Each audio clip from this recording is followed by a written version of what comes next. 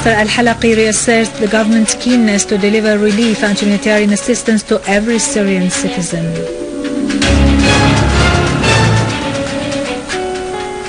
Syrian Arab Army inflicts heavy casualties among the terrorists in Aleppo, Homs and Daraa.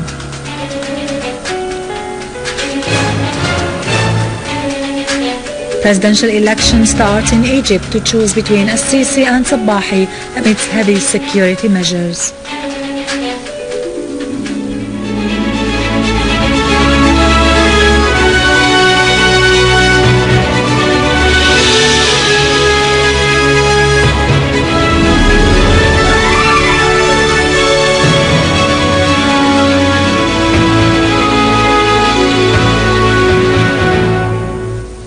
Good afternoon, ladies and gentlemen. I'm Irado Krikorian from the News Center in Damascus. Presiding over a meeting for the Relief Committee today, Prime Minister Al-Halaqi asserted the government's keenness, according to directives from President Bashar al-Assad, to deliver the relief and humanitarian assistance to every Syrian citizen, wherever he was on the Syrian land, with the international organizations which are specialized in the humanitarian affairs according to the national standards. Al-Halaqi clarified that in parallel with the accomplishments in the relief domain, the government is working on the rehabilitation of the areas which were freed from the armed terrorist groups in order to facilitate the return of the residents to there. Al-Halaqi stressed that the government is responsible for the relief work and that any relief work by the international organizations or social initiatives should be done in cooperation with the government and should demonstrate the spirit of a teamwork. During the meeting, Minister of Social Affairs Dr. Kinda Shammat presented a briefing on the latest developments in the relief domain and the mechanisms of distributing humanitarian assistance. With the presence of a number of officers from the Syrian Arab Army and with participation of several local and public activities from Malula and the surrounding towns, Syrian Arab Army restored a statue for Virgin Mary. The statue was broken by the terrorists who wreaked havoc in the town, but the Syrian Arab Army retrieved it and returned it to its place in the monastery of Mar Sarkis and Bachos in Malula after finishing its restoration works in cooperation with local societies. In Aleppo, Syrian Arab Army units killed many terrorists and injured others in the neighborhoods of Bani Zaid, Al-Sukkari, Bustan al-Qasr, Salah ad-Din and the Old City. Syrian Arab Army units targeted the terrorist gatherings in Al-Musalmiya, Mari'a, Hanano, Al-Huluk, Anadan, Al-Atarib and Al-Layramun, inflicting heavy casualties among the terrorists. Syrian Arab Army units also eliminated many terrorists in Aquaris, Rasm al-Abboud and Al-Jadida in the eastern countryside of Aleppo and also in Khan al-Assad in the southwestern countryside of the city. Meanwhile, Syrian Arab Army destroyed a number of vehicles, killing all terrorists inside around Hreitan, Darat Azzak, Farda'il, Tal Rifat, Al-Castello and Handarat. A military source said that the Syrian Arab Army units destroyed terrorist hideouts and gatherings in Taldaw, Kafirlaha, al-Nasiriyya and al-Samalil in Al-Hula and eliminated a number of them. The source added that the Syrian Arab Army units eliminated an armed terrorist group in Al-Rastan and destroyed terrorist gatherings in Talbise, Al-Qabban and Al-Ghajar in Homs countryside.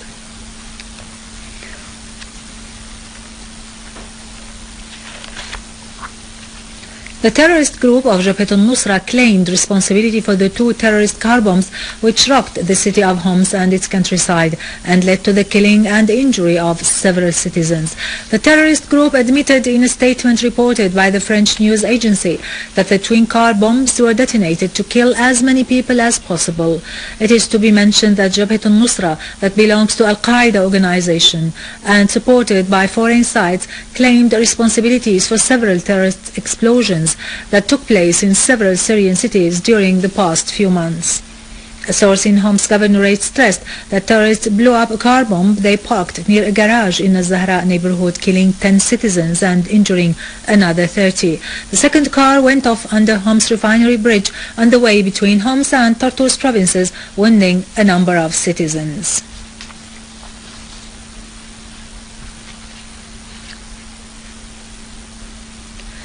The Syrian Arab Army units eliminated several terrorists and injured others and destroyed their criminal tools by targeting their gatherings in Daraa al-Balad and Daraa countryside. A military source said that the Syrian Arab Army units destroyed a tunnel used by the armed terrorist groups to the north of Al-Yarmouk school in Al-Manshiyah neighborhood in Daraa al-Balad and killed all terrorists inside.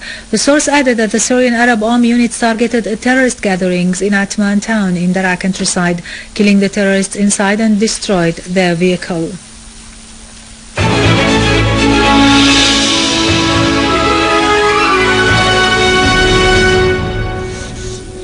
In Paris, objecting to the French authorities' decision to prevent the Syrian citizens in France from exercising their right in voting for president, the Syrian community held symbolic elections. Syrian citizens gathered near Eiffel Tower in Paris to vote as they erected a tent as a polling center and posted the pictures of the three presidential candidates and held symbolic elections. Members of the Syrian Students' Union in France registered the names of the voters in lists and distributed ballots, enabling electorate to choose one of the three presidential candidates. The voters asserted that by taking part in these symbolic elections, they are sending a message to the French government and to the whole world that the Syrians are the ones who draw the future of their country, and no one is able to rob them of their right in building their independent and sovereign country.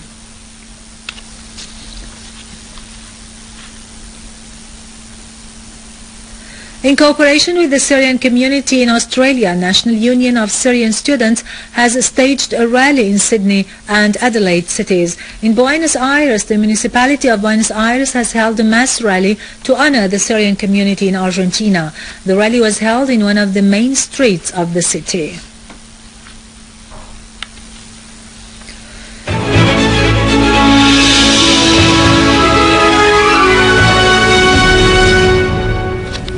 Welcome back.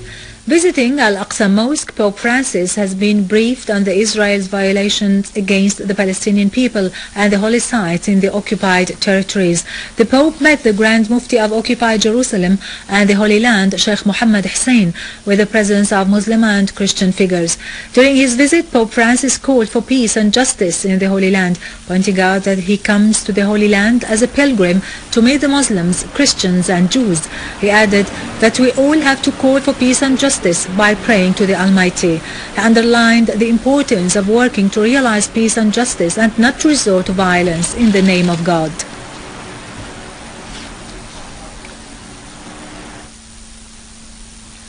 Egyptians have headed today to the polling stations to cast their ballot to elect a new president to the country. Among the two runners, Field Marshal Abdel Fattah al-Sisi and Mr. Hamdin Sabbahi. About 54 million Egyptians are expected to vote under the supervision of 16,000 judges in different parts of the country. The Committee of the Presidential Elections said that the boxes would be sealed today to be opened again tomorrow. The presidential elections are being carried out under strict security measures. In a relevant context, anonymous persons have set tires on fire along the main road near Kardassa city in Al-Jiza in an attempt to cause traffic jam to stop people from reaching the polling stations to cast their ballots. Russian Foreign Minister Sergei Lavrov said that Russia respects the will of the Ukrainian people, adding that Kiev's authorities had to respect its people and the interests of all political powers. In a joint press conference with his South Sudanese counterpart Bernaba Benjamin, Lavrov said that Moscow was willing to hold talks with Pyotr Poroshenko, the winner of the presidential elections, according to preliminary results. Lavrov voiced hope that the new authorities in Ukraine would adhere to the roadmap proposed by Security and Cooperation Organization in Europe to settle the crisis.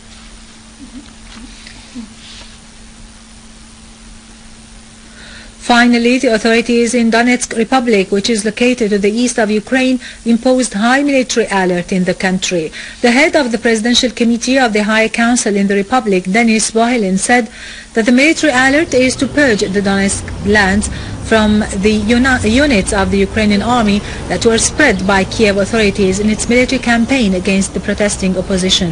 Bohelin stressed that dialogue between Donetsk Republic and Kiev authorities is possible, but through intermediates. He showed readiness to discuss the issue of exchanging detainees and the withdrawal of the Ukrainian forces from the Republic's lands. On the other hand, Lugansk Republic imposed a military alert as the two republics of Donetsk and Lugansk decided to establish a confederate union. They called it Novorossiya.